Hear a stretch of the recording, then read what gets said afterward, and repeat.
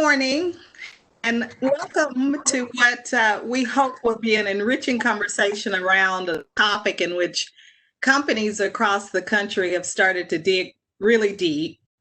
I'm Leona Allen Ford. I'm deputy publisher of the Dallas Morning News. I'm responsible for diversity, equity, and inclusion to our entire company, AH Belo, which includes our advertising and marketing agency, Belo and Company. Here, we're working to embed diversity, equity, and inclusion in all that we do. I'm coming up on 34 years in the media business, and I've been steeped in diversity, equity, and inclusion efforts my entire career. So I hope we'll spend the next 45 minutes in a frank discussion about how unconscious bias can affect almost every aspect of leadership and the workplace in general. I'm joined today by Dr. James Pogue of JP Enterprises. James is a researcher and professor focused on diversity, equity, inclusion, and unconscious bias. And first, a little bit of housekeeping. If you have questions, please put them in our chat window and we'll try to get to them near the end. First, James, thanks for joining me this morning. Absolutely. This is going to be fun. I'm excited to have the conversation, especially with some of my local Dallasites. As you know, I'm relatively new. I use the word y'all, so I'm almost Texan. You're close. You're close now. So a little bit about James's background. After 10 years in higher ed as a researcher, professor, administrator, focusing on DEI and unconscious bias, James expanded his work to include multi-generational leadership. He's helped companies prepare, recruit, and retain talent across gender, culture, ethnicity, and generations from baby boomers to millennials and now Gen X. Leadership and training are at the core of Dr. Pogue's work, and it's aligned with his ongoing commitment to executives and professionals with the thought leadership to improve, communicate, and manage effectively. He's trained leaders and employees across the country, including ours, on the challenging work of recognizing bias and how to keep it from impeding on our success. So let's get started. James, I'll just start by generally organizations big and small, including the Morning News and Belo and Company, have begun in recent months to prioritize diversity, equity, and inclusion.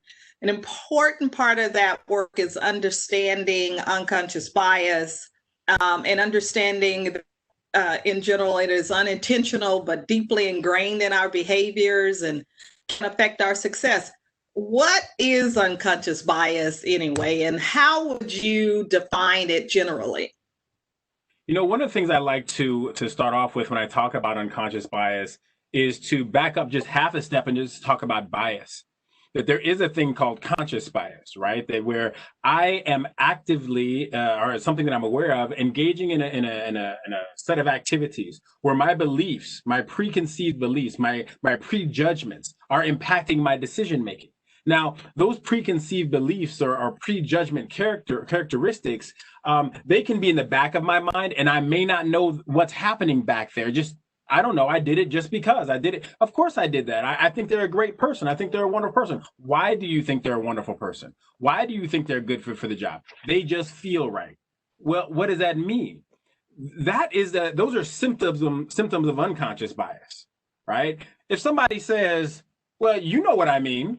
Aha, that's a symptom of a conscious bias. So we have to be careful sometimes that we're not letting ourselves off the hook. Right? Sometimes what we're talking about when we say unconscious bias is really in the conscious, and we need to own all of that we are making decisions about persons, places, and things based upon characteristics and prejudgments without really knowing that person, that place, or that thing. Got it. And why is digging into these areas so difficult and often uncomfortable?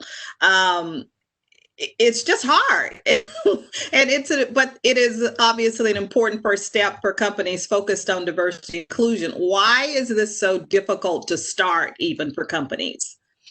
I think, you know, for companies, it's tough because they're comprised of people.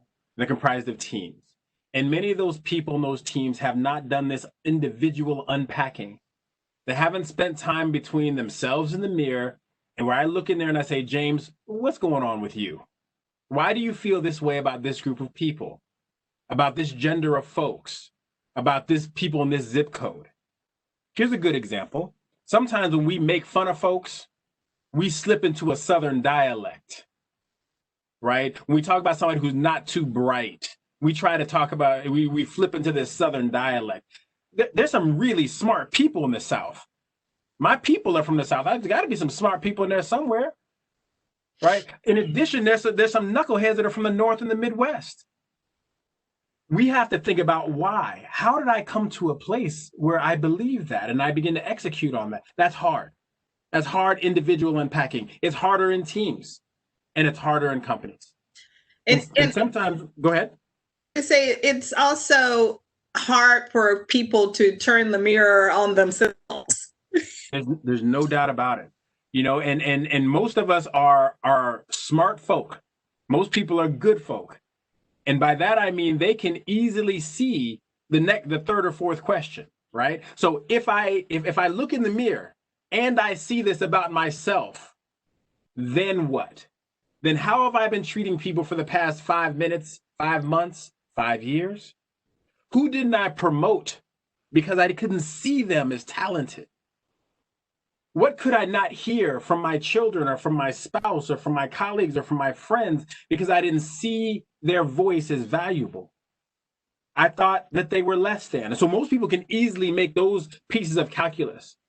And it's a tough thing to stand in front of the mirror and start that conversation. It's a tough thing for an organization to stand in front of the mirror and say, who haven't we treated well over time? Mm-hmm. We got to do a better job. And you got to look in the rear view mirror to know where you're going. Yeah, it's diversity is such a broad topic. It's such a broad issue, and there's just so much we've been discussing over the last several weeks to unpack under the umbrella. In today's time, what advice do you have for companies and leaders to approach this tough topic in a way that doesn't push people away? People can be resistant to these conversations. Well, a couple of things. One, I think the leadership has to be very clear about its objectives, right? You're not trying to fix racism. You're not trying to fix sexism. You're not trying to fix these things. You're trying to get better at it, right? Because fixing may take longer than you and I have in the rest of our work lives. It may take a little longer than that, but we can begin to unpack it and get better. We can get stronger at talking about it. We can get more confident at talking about it. We can get more comfortable at discussing it. That these are excellent starts. One on-ramp that I share with organizations all the time, especially since the summer and spring of 2020, is we have been forced to our homes as a result of COVID-19. So we've been spending a lot of time at home. And we, as a result of that, when the issues happened with Ahmaud Arbery and George Floyd, the murder there, we all were forced into this. It was forced into our screens, into our inboxes, perhaps even without our consent. All of a sudden, it's all over my life and my world. I'm a firm believer in trying to find the gratitude in things you wish had never happened. I wish the quarantine had never happened. I wish COVID-19 had never happened. I wish all these people that were sick and have unfortunately passed away were still with us. But there's some gratitude that I'm trying to find. And in this case, it's that we all are started at a similar place as it relates to some of these racial discussions. We all have a similar foundation. Now, what do we do with that? And I think that in this case, again, diversity is this big, broad thing. We can talk about one piece of it with a similar understanding and a similar starting point. Perhaps we can start to talk about race and the black and white issue and use that as an on-ramp to talk about the other frames of diversity in more depth. In impact. Right, because it really is a matter of trying to get some common language. It means different things to different people. So tell us a little bit, James, about your approach, the no-nonsense experience. Let me tell you, I haven't been through a couple of sessions already. It's no nonsense, for real. How and why did you develop it? And just tell us about just how that comes together. Sure. So about a year and a half ago, I was traveling all over the world, talking to people about diversity, inclusion, and bias from the perspective of either US or Asia or whatever it might be. Then the world shuts down in early 2020, and I have to find something else to do with my time and energy. And then the issues of the late spring, early summer happen, and my phone starts ringing. James, can you help us out with A, B, or C? And I began to, like, this Zoom world, like, how can we leverage that to instruct people better? Those of you that have had great change happen in your lives, often it happens in small groups, those focus groups, that family meeting. So I said, well, maybe if we took this small group approach and began to dig into it with expert facilitation, we can make a lot of progress in a lot of people's minds as it relates to diversity and inclusion and bias. So we developed a curriculum that we call the no nonsense curriculum, where there's not a lot of fluff. We get right in there and have these tough discussions and help people to unpack it. And ask people for the moment. Let's focus on this racial issue, understanding that gender still exists, sexuality still exists, religion still exists, ability, disability still exists, age still exists as areas of diversity. Absolutely. But we need to start somewhere to build confidence, to build comfort, to build muscles to have these discussions. So that's where it came from. And I will say that over my career as a diversity professional, it is amongst the things I'm most proud of, to bring together a group of expert facilitators to help navigate people through these tough conversations in ways that are meaningful for them, and that then can weave their way into their lives, themselves, their spouse, their kids, their places of worship, their jobs, their teams. And James, you're spending a lot of time with the groups, trying to get them to just really think about their lives and think about their relationships and think about their interactions. But how do you deal with everybody's coming to these discussions at a different point, as a different point in their evolution? How do you try to coalesce the group around what you're about to have them explore? Sure. One thing is you have to respect the people that have chosen to click the button and be in the Zoom room with you. And I'm going to value the fact that you exist, your opinion, your emotions, your thoughts.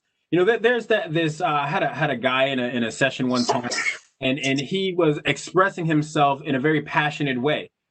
But he's a very logical thinker. He just shifted over to this emotional, passionate side. Like, I don't believe, I do believe, I don't believe. I was like, you know what? Let's call him Mike. I said, okay, Mike, it seems to me that you're having some feelings about this. I appreciate that. Your feelings are valuable. Take a couple moments and unpack how you came to feel this way. Then as he wraps up, I say, now, let me ask you the question. Do you disagree with the logic that Samantha put on the table? Mm-hmm. And he didn't disagree with her logic. It just scratched him. And both of these things can exist at the same time. So we have to honor and respect the fact that somebody says, I want to learn more. I want to get better. How terrible a thing would it be as a teacher, as an educator, to slap somebody around who is opening themselves up to such a tough and emotional discussion as race, diversity, inclusion, and bias? Yep. So one of the things you do, and one of the things we talked about a lot, is you give the senior leaders and the leaders in companies the most intense version of the training. Why is that? They have a greater responsibility, right? And so when I'm talking with leaders of organizations, I want to remind them that this is about you and changing your guts and your bone marrow. There's no doubt. But you also have the yoke of leadership upon you. And that provides you with an opportunity to change the lives, the trajectory of many, many folks. Now, that is not to say that when I talk to an individual and she's the leader in her family, you have the yoke of leadership is heavy for you as well. So the push can be different, but the push is coming because the issues are there for all of us, whether it's because we're leading our family or whether because we're leading our team or because we're leading our company. So I'm going to lean into these conversations, and I ask my facilitators to lean into these conversations with the understanding that the people that are in the room need to take this out and beyond and do something with it. And we need to infect them with this positive virus so that they can infect others. And then we can move forward and grow together. Right, because in most companies, the leaders are the decision makers, right? For the most part, they are the ones charged with how the companies operate and what kind of policies are in place. In our view, that, as you said, really does require a different responsibility. You really have to examine, if you're the one choosing who gets promoted, you're the one who's choosing who gets raises, to understand what your bias is, how that affects your decision making. Absolutely. And then identify the ways that if your bias is unconscious, therefore there's not much you can do about it until it's exposed. How do you fill the gap that is created by your unconscious bias? You surround yourself with people who have different unconscious biases so they can fill your gap and you can fill theirs. This is the business case, if you will, for the diversity, inclusion, and bias agenda. Right. And James, give us a couple examples of, use these in your training where, somebody, the kind of tangible unconscious bias, a person shows up. You've used some great examples of how they affect decision making, how they affect how you view people. Can you give us a couple examples? Sure. So here's one that many of us may have experienced. So I'm going to ask you in the chat just to give me a thumbs up or something like that if you've bought or sold a house. And if let's say that you were selling your house and somebody told you that if you bake some cookies or throw an apple pie in the oven or light some candles or something, that it's going to help make the house seem more homey to folks, right? That is a way of utilizing someone else's unconscious bias to create a positive understanding about your property. Right. And some people that are consciously thinking about, oh, my goodness, you smell that apple pie? That smells delicious. Conscious. Some people are like, you know what? Something about this place feels like home. Unconscious. Right. So this is how unconscious and conscious biases can work in our homes. Let's talk about the workplace. Somebody comes in and there's a CEO that I was working with, and she wanted to implement a dress code. She works in a banking industry. And she wanted people to go from wearing kind of polo shirts and so on to maybe more traditional business suit kinds of things. And so when I'm talking to her about this, she had some tension with her team about it. And I said, well, why do you want to do that? Well, I just think it's the right thing to do. But why? I think it's more professional. I get that. But why? 30, 40 minutes later, it becomes perfectly clear. Her father, her grandfather, and her first mentor, her mentor was a female in the 80s, all wore suits to work. Grandfather was a military guy, tight and buttoned up. Dad wore suits to work, and her first mentor wore suits to work in that 80s business suit, Dynasty Dallas kind of a way. This impacted her. She hadn't realized that this is what professional became to her. And anything other than that was less professional. Now, let's be clear. She didn't say less talented. She didn't say less smart. She said less professional. And so once we were able to unpack that, she could say, oh, you know what? I may have been looking at people as less professional, as less capable, simply because they couldn't afford a business suit. Mm-hmm. They didn't have the wherewithal to make it happen. They could get a polo shirt, but they couldn't get a button down and put a tie behind it. Right? Yeah. They couldn't get a nice cool pantsuit, but they had some khaki pants and a nice shirt. And in her mind, they were less professional. How many people did she not promote, not recruit, not retain, not hire? Because the only thing they came in their best to show up and show off, but it wasn't in the uniform that she had unconsciously believed was professional. Got it. Our company is now knee deep in training. I think we're on day 4 of a cohort of almost 400 people have gone through the training right now. Everyone from senior leaders down all the way down the line in our company will get this training. And it's just a start for us. I mean, we focused our efforts around recruiting, hiring, promotion, and we've formed a Diversity, Equity, and Inclusion Council, evaluating vendors and with an eye towards diversity and inclusion. I mean, we're fully leaned in But why are companies? There seems to have been an awakening. We've had obviously some big social justice events, but in your experience, why is now? And why are some companies so slow to start these kinds of programs?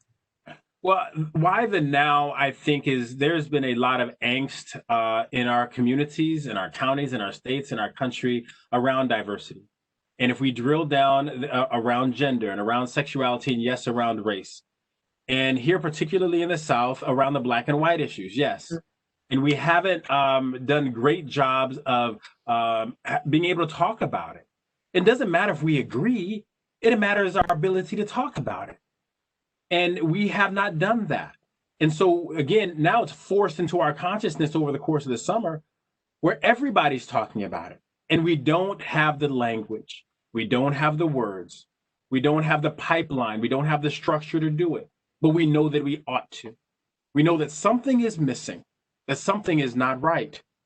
And that we're a communal group, right? So we work together. I work right across the cubicle or right across the plant or right across the table from somebody that I like and care for, but we never talked about the fact that you are different than I am in some very real ways. Let's talk about you're Black, I'm white, you're brown, I'm Black, whatever it might be. We've never talked about that, but we go to lunch every day.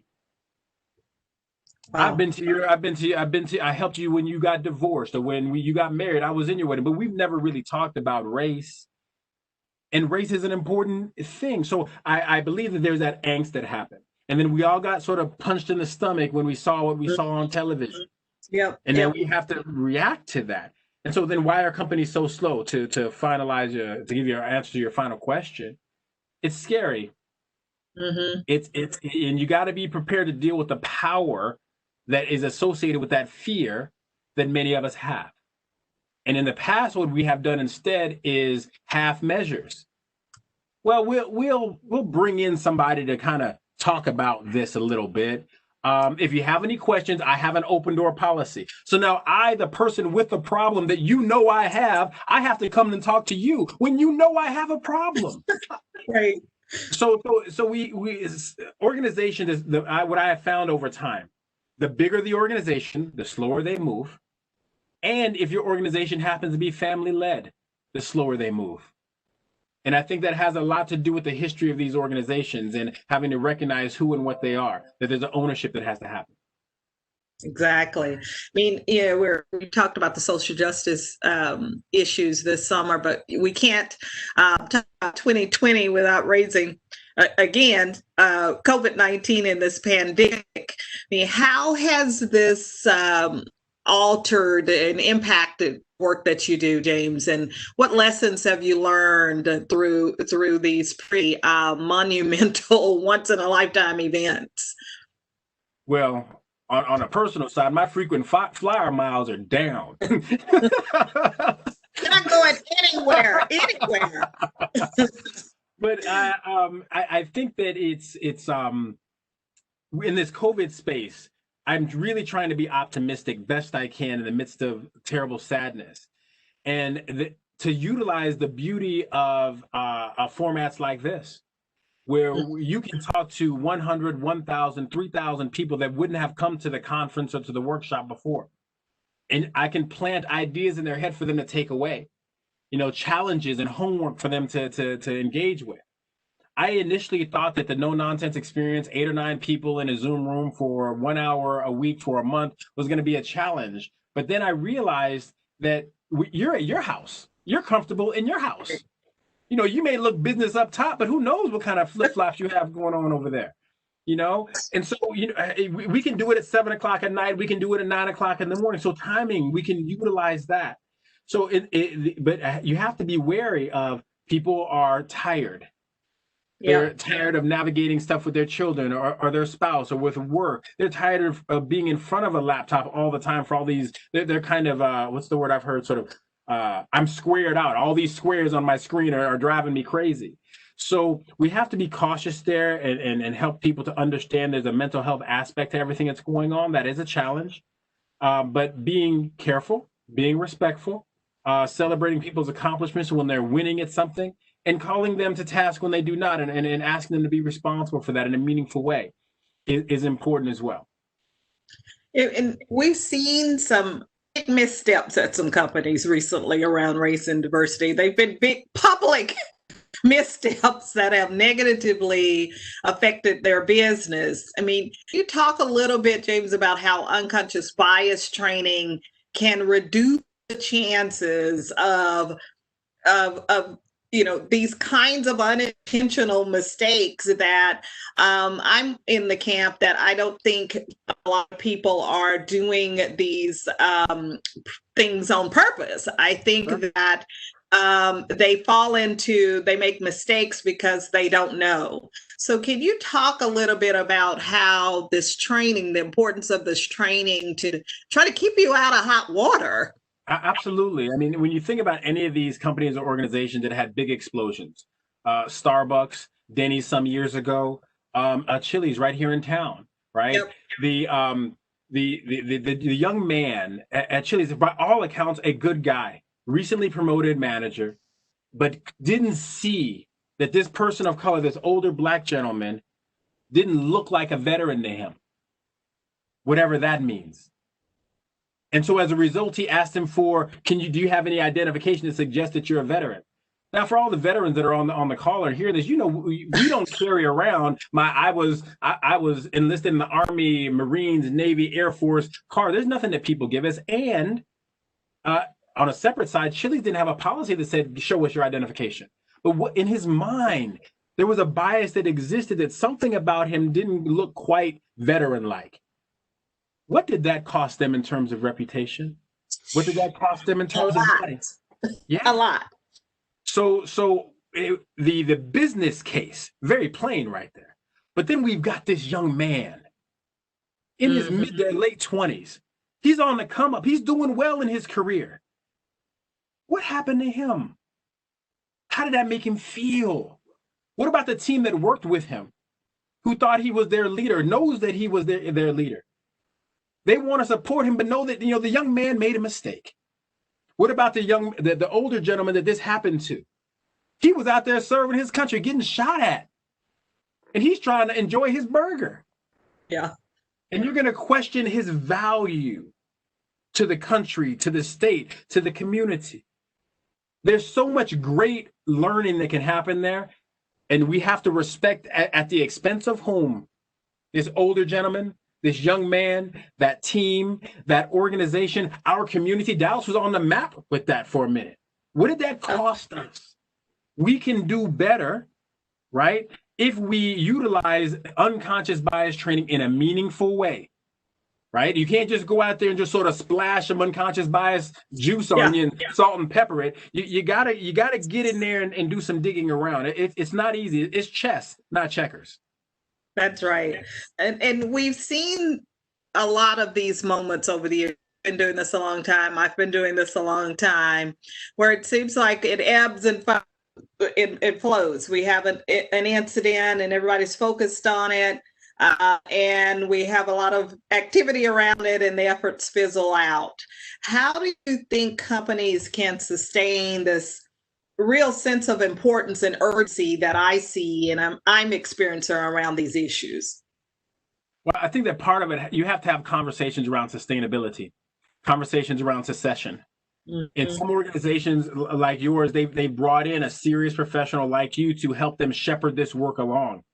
In other organizations, they don't have a you, so the CEO has to or needs to become the CDO or Chief Diversity Officer. That people that are leading organizations, they understand how structure impacts change. So I think sustainability has to be a part of the structural question. Succession planning has to be a part of the structural questions and answer, financing of these efforts. And particularly in the midst of a COVID shutdown, reopening mindset, nobody has the money they used to have 2, 3, 4 years ago. Things aren't great right now. But if you can plan for it now, when things are hard, it'll be there when things get better. And I would just say that we are here working at our company mightily to help our employees understand that this is not just a social justice imperative, that it is a business success imperative. Are you seeing companies make that connection? Are you talking to them about that connection? And it's Yeah, not just crisis management, but how do you grow your business that's right. if That's right. you don't embrace different kinds of people and different perspectives? What are you seeing with the folks you're talking to? People want to be engaged in the long term. They believe and know that it's the right thing to do. I really believe most people are good people. Mhm. I think that most people want to do the right thing, and that what we need is a common language so that we can have a conversation about what is the right thing and look and feel like. We need to have some common experiences so we can relate to one another, right? And we need to have these conversations around structure, around sustainability, around succession planning, and about expanding your work. So what I ask organizations is what about relevancy? Do you want to be relevant in 2 or 3 or 4 years? Do you want to grow your marketplace? Do you want to grow your pool of candidates? There's an organization I work with. They're housed out of Arkansas. Their top one, I had a talk with their top 100 or so leaders. They had one person of color and two women, and the person of color also happened to be a woman. Now, the work that they do is something that could be available to all. There's no ethnic people need this and white people need this and black people need it. Wasn't that everybody could use their services? So my question was, Arkansas is like 40, 45% African American and other. How is that? You think that there aren't talented people that couldn't be in this room to help you all think broadly and deepen your marketplace and expand your ability to provide service? And quite frankly, increase the number of products you can make and sell and your profit margin? Of course there are. And they knew that. The question is, how do they go from point A to point B? And what I shared with them is, you're a successful organization already. You know how to put together a strategic plan and how to get from point A to point B. What I'm going to help you do is see what it looks like when you slide that diversity lens in there. When you slide the racial lens in there, where are the gaps? Where's the bias? Is it conscious or unconscious? Right? When a small thing like an engagement survey, are you really asking the questions you need to ask? Are you asking kind of broad questions? Is your leader making and helping you feel comfortable? That's a nice question. Is that the question you really need to ask in 2020? Can we slide in some a racially sensitive question there? Let's be clear. I mean, regardless as to where one falls down on any sort of a political alignment, when Justice Ginsburg passed away, she did a lot of stuff for women from a gender perspective. In my mind, it began to spark questions. Am I doing enough work asking and making sure that gender is a part of our conversations? Right. So we have to continue to think about and push these agendas and figure out how they're going to be a part of our organizations moving forward. Expand the pool, expand your marketplace, connect your passion and your purpose so that your product and your profits can both be off the charts. Got it. And some of the most impactful work that you've done with our leaders, I think it's been around the homework, imploring us to, we've had lots of homework. Okay. Imploring us to dig into the history of some of the issues in this country, from policing to housing, how we got from point A to point B, and how history informs some of the policies and decisions we're living with today. Why is that look back important? Why? And I have to say, our leaders are getting 100 in their homework because they're doing it. But why is that important why do you incorporate that kind of history into your training for today? I'm not sure when this started, but history and sociology and writing and reading at some level became a little bit devalued, right? Because it wasn't how you could make a good living. Get yourself a business degree, go to law school, become an engineer or a doctor. That began to get more value. So history began to take a back seat. And so many of us simply just don't know. And it's hard to blame someone for what they don't know. They may be impacted by it, but they don't know. So when we say things like, Yeah, let's take the, again, I used the Supreme Court reference before. When you look in the rearview mirror at the Supreme Court, what does it mean to you? Depending on who you are is what it means, right? And same thing with the Dallas Morning News. When you look in the rearview mirror, what does it mean to you? What does media mean to you? Depending on who you are is what it means. So now what if we all had a similar understanding, at least within a profession? Where I use the example of, like, say, again, in housing, many of us are unaware that the Federal Housing Authority had massive impact on race and segregation of who could live where. Some of us think that it was locally drawn. It was, or this is where people want to live. The Black people wanted to live over here, and the white people wanted to live over here. Was it?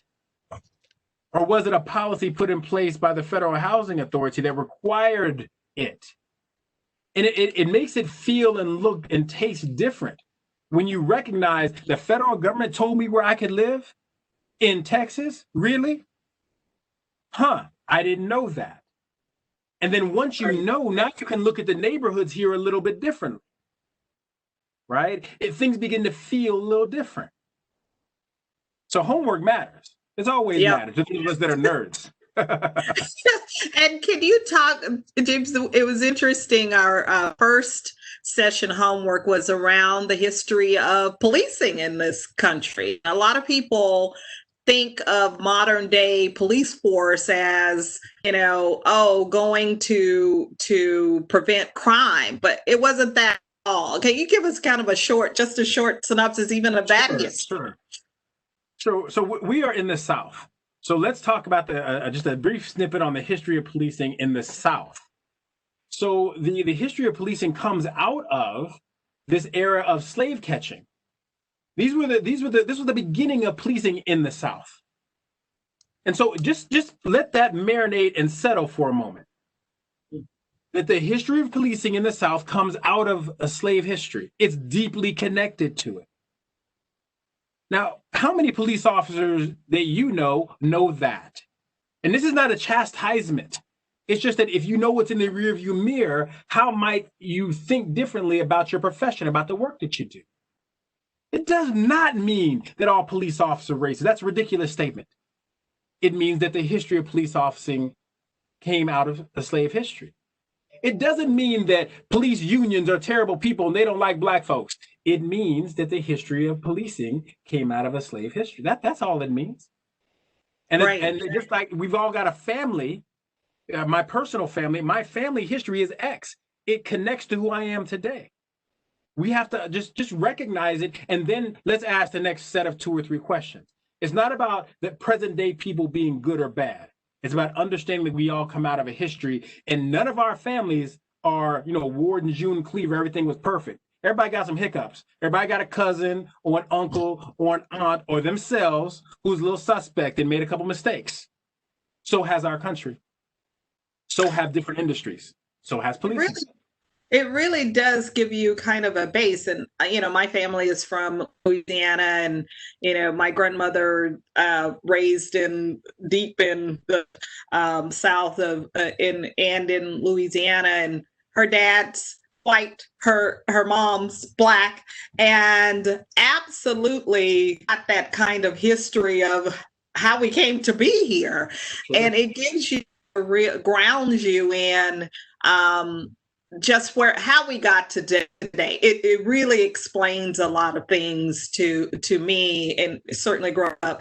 How did this happen? And you get some real understanding and grounding around that. So I thought that has been the most interesting part of the homework, and it's been emotional for some folks. And sometimes we have to. I try to make sure that as I'm giving this information that it's not all fire and brimstone, right? There has to be some love and compassion there. Yeah. That if I poke you with a stick, I'm doing it out of compassion and love and interest. I went to school in Louisiana, North Louisiana, Grambling State University, and I was a military brat, and I was in the military myself, and so I grew up in Colorado. And I remember when I went there, and the Louisiana folks, and you'll be familiar with this, they love the good crawfish boil. And I was like, crawfish? Why am I going to eat a crawfish? And my friends, they would say to other folks, He's from Colorado. He doesn't know any better.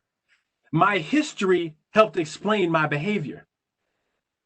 Right? It happens all the way throughout things. And so if my history explains my behavior relative to crawfish and corn on the cob, then it can help, then perhaps our history can help explain where we are in different facets of our lives as well.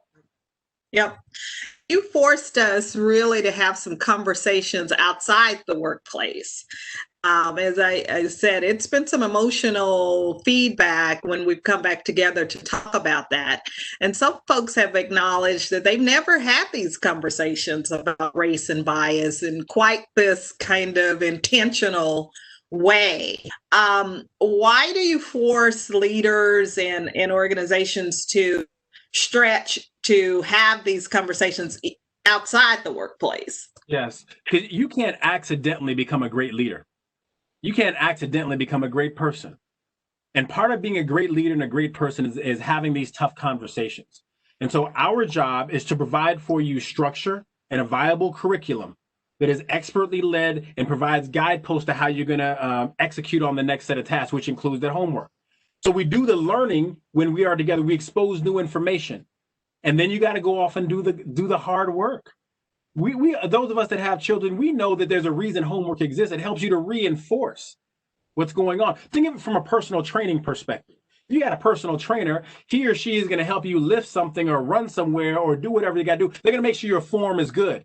They're going to make sure you know the right weights to use, how this machine works and how that machine works. And then they're going to give you some homework. When I see you next week, I want you to have done this, this, and this. Well, that's going to be hard. I'm going to be sore. Exactly. That's how you get more confident, more comfortable, and how you build bigger muscles around your physical life, but also around your racial diversity, inclusion, and bias life. Again, this is not about trying to get everybody to believe the same thing. This is about trying to get all of us comfortable discussing what we believe, particularly when it is a difficult issue. Right. I think that's been the thing I've tried to communicate is we want the same people here thinking all the same way. That doesn't help us be innovative and doesn't help us grow, but we have got to get grounded at least in some common language around these concepts in order to move the company where we think it should be aligned. So talk to me a little bit, James, about, okay, this is a loaded question, but what have you learned about the morning news through this intense journey? Yeah, sure. One, you're normal. Right? And normal means like if there's a bell-shaped curve, every organization has 10, 15% that are way over here and 10, 15% that are way over here. But that middle 65, 70%, they more or less want or are voting for the same kinds of things. So these people may have, we've given the extremes very loud voices at times. And we forget that the people in the middle can have a loud and passionate voice too. Yeah. Let's expose the passion of the middle, the passion of curiosity, the passion of I don't know and I want to learn, the passion of, you know what, you believe and I'm learning.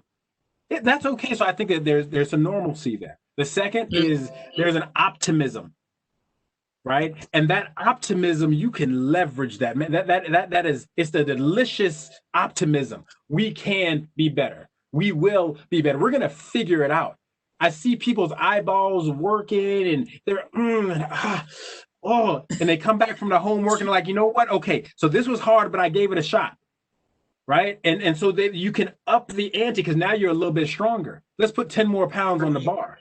Let's run an extra lap this week, right? So there's an optimism, and as I watch the lights come on in people's eyes and people get stronger, watching you all push one another, that's where the magic is.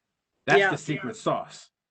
When somebody says, Leona, I don't know how I feel about what you just said. Let me talk to you. How about that? It impacted me. Yeah. Let me take a couple of questions from our chat room here.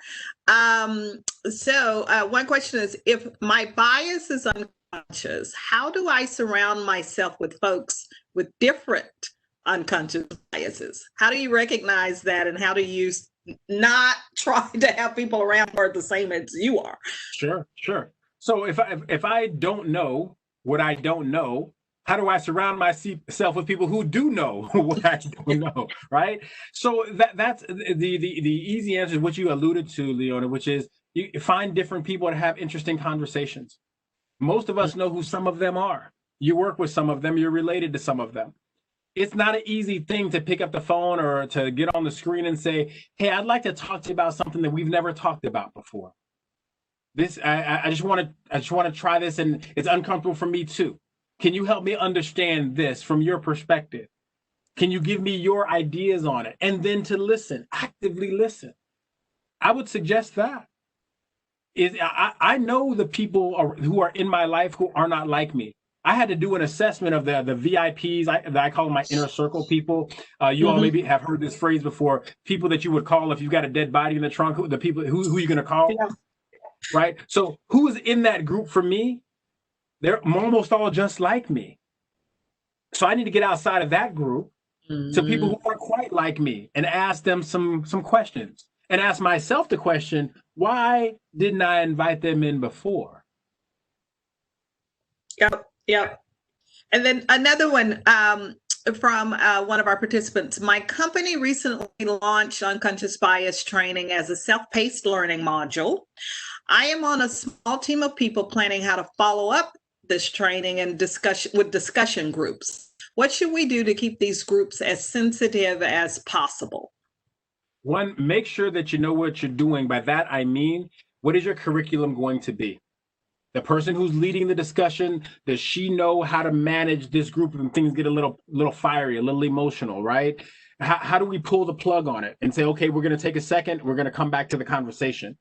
What has often happened, you may have had this experience, where you go to the Blackish or brown person or the woman on staff and you say, hey, lady friend, can you help me understand woman issues? She may not be an expert in woman stuff. You go to the Black person and say, hey, Black person, help me understand Blackness. They may not be an expert in Blackness. So those of us that are going through these self-paced, self-guided understandings or bias trainings, understand that you know more than you used to know. And so stay in your lane as it relates to expertise, however, right? We don't go to the dentist for open heart surgery. Right. We go to the dentist when we got tooth stuff. We all have to sort of stay in our space. You're smarter than you were before about this, stay in that space. Otherwise, the mistakes that we make can cause more harm to people who are already wounded. You can accidentally deepen other people's biases, and you won't even know that it's happening. So be cautious, be careful, be compassionate, right? And recognize that people are uncomfortable with these conversations and expect that discomfort to happen. And one thing you talk about a lot, James, is just being uncomfortable, and being okay with being uncomfortable. I think for many of us and many companies, that has not been the norm. You kind of shy away from things that make you uncomfortable. But this is too important not to have something going on in your belly around these discussions, right? And when you don't, if you're not having the conversations, it still takes root. I was working with a company that's a food company, and when they initially began, they had mostly Black women in their kitchens, but they were serving Italian food. And so after about 10 or 15 years, they began to grow, and these ladies moved on and did other things, but none of them were ever promoted to manager. And so this group of Black women who were the backbone of this organization were never recognized. It is a part of the legend of this company, but these women have never been named. They're just random Black women. Is that okay? How can we go backwards and do better? Because here's the story for them today. Most of the people in their kitchen are brown guys. Yeah. What are their names? What are their opportunities for promotion? Have you learned the lesson for how these folk were treated so that you can treat people better? So we have to recognize all this, because if we just ignore it, or I won't even say actively ignore it, if we just move past it, right, then we can deepen biases and cause harm to people. James, another question is, what books would you recommend? Are there a couple of books that you think, okay, this is essential reading and this will get you up to speed as quickly as you can? Yes. Couple of books, couple of titles. So white fragility is one, right? There's an old book called "Why Do All the Black Kids Sit Together in the Lunchroom?" Right? That's a solid book. I would recommend the Netflix series, not series, but 13th. It's by Very good. Duvernay. I would suggest that. Excellent. There's is if you here's the thing about asking for readings. I want to encourage you all to use Google. Type in, how can I learn more about race? Top 10 books around racial understanding. Top 5 books on gender equity. How can I be a better leader when it comes to sexuality? You're going to get a list of readings. Now the question becomes whether they're viable or not, and that's a different thing. But the information is absolutely there, and this is one of the terrible benefits of all the madness that has happened over the 2020. That if you ask for a top 10 list, that list is going to be a heck of a lot more refined in 2020 than if you would have Googled in 2016. Right. So those couple titles that I provided to you, it's a starting point, but get your own on-ramp going. You can make this happen. And it's about the exploration, right? It's about your exploration of these issues. So I'll ask, and we've got about 5 minutes here, James. What you've worked for a while. What keeps you up at night still about it? You talked about the optimism you have, but what keeps you up at night that still concerns you? I do have some concern as to whether or not all of this energy is going to be a spark, or whether it's going to be a wave that sort of dies down. Whether it's going to be a movement, if you want to use that language, that sort of continues on. So I have some feelings of trepidation around that. My personal look in the mirror ideologies, I'm going to work my butt off to try to impact as many people as humanly possible while the spotlight is on. So that's one piece. The second is there are so many organizational leaders right now that know they need to do the next thing. They know they need to learn more. They know their team needs it. They don't think, they know. I want them to jump off the cliff. It is not enough to put your toe in the water, leadership person, Madam CEO, Mr. CFO. It is not enough to do that. You got to get in there. You got to pick up the phone and make a phone call to the Leonas of the world and say, I just need a little help. Can you give me some direction? Right? You have to do this. It's your time to do this. The third thing is, how are we educating our children and cousins and nieces and nephews? They need help getting to where they need to be. Otherwise, we can replicate for them the lack of education that we received. Right. How many of you, as you think about this, and feel free to throw in the chat if you want to, think about the percentage out of 100% of all the racially related knowledge you think you should know right now in your life. Out of 100% of the racially related knowledge you think you should know, do you actually know? And when I think about myself, my family history, the black part of my family history, the white part of my family history, I'm going to give myself a 45%. What about you? What does your family know about its background? By extension, what does your community know about its background? By extension, what does your state know about its background? By extension, what does your industry know about its background? We have to do a better job of teaching the people that are coming after us by providing information for them to get there. And then encouragement once they're there to kind of just be in it and be uncomfortable. Right. And get used to it. It's tough. It's tough. Talk a little bit, James, can you give the participants here two things they can do? There are two things they can personally do to start this exploration. People are wanting, they got the motivation. What would you suggest? What advice would you give them on two things they can actually change and do for themselves personally, individually? Sure. One is, so many of us are not going to be able to get together with our families for the holidays like we normally would. But we know that time is a time when people are used to getting together. So let's leverage that time. And let's set up a couple of discussion topics that make sense for that group. And let's do it in a smart way. right? Many of us run business or have been business people or entrepreneurs or whatever we might be. So let's create a structure around what the screen for our Zoom dinner or whatever it is going to be, our WebEx dinner is going to be. While we're eating this turkey, I just want to plant this question. Right? You know who's going to be there, so be cautious and be respectful, but that's one option. The second is you've got a best friend, a spouse, or a child or someone initiate the conversation about the difficult issue.